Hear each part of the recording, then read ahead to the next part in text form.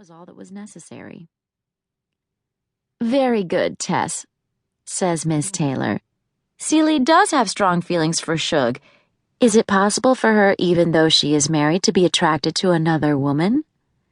The class is silent again. I hate when this happens. I've never done well with awkward silences or pauses. I can always hear people breathing. I can hear myself breathe. It's the most uncomfortable feeling ever. Usually I'd make a joke or something, but this subject is too risky. They'd all know. "Robert, what do you think?"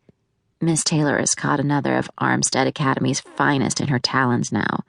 Robert Peters is on the soccer team, Rose on the crew team, and gets great grades, but I don't understand why he works so hard.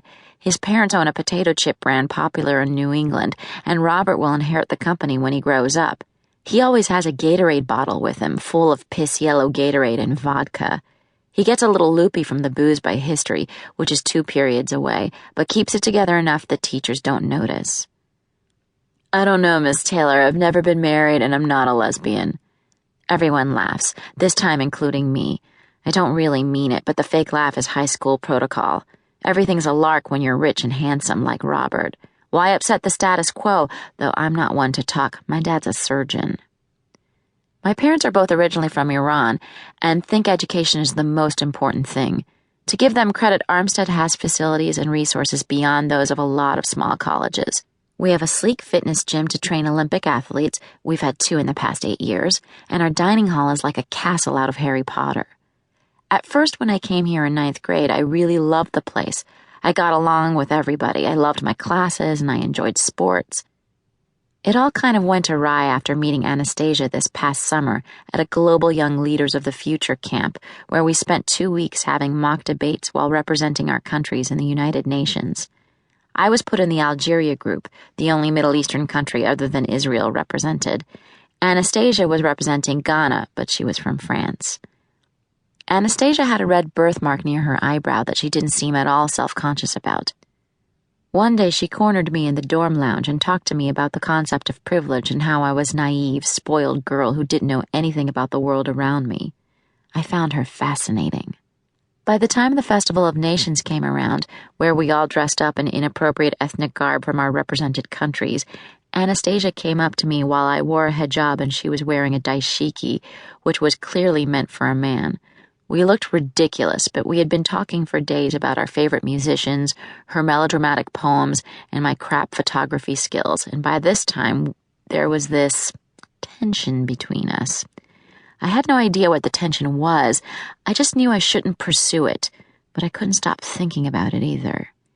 Anastasia asked me to help her find her djembe drum in her dorm room before the festival got underway.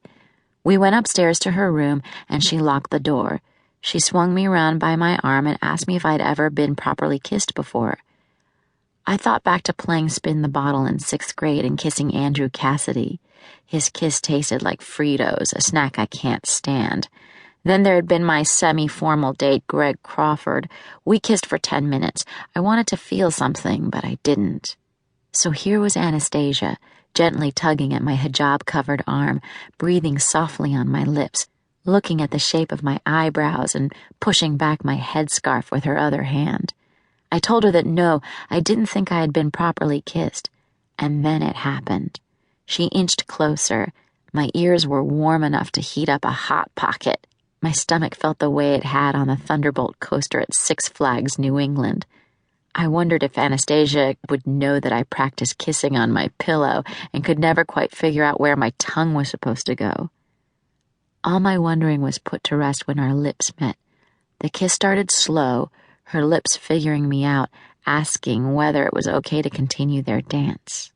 I backed away slightly, looked her in the eye, and started to cry.